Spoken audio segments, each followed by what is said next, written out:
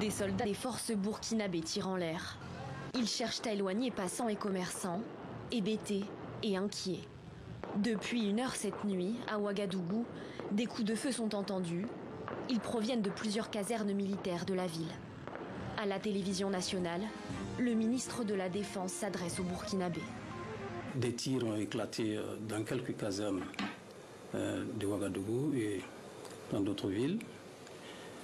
Et cette situation est pour le moment en train d'être suivie par nous pour que nous puissions connaître les motivations réelles de ces tirs qui sont entendus. En milieu de matinée dimanche, des tirs provenant du camp militaire Sangoulé-la-Misana sont entendus par des habitants. Le camp abrite la maison d'arrêt et de correction des armées. C'est là que le général Diendéré, proche de l'ancien président Compaoré, renversé en 2014, est détenu. Le général a été condamné à 20 ans de prison pour tentative de coup d'État. Il est aussi en cours de jugement pour son implication présumée dans le meurtre de l'ancien président Thomas Sankara.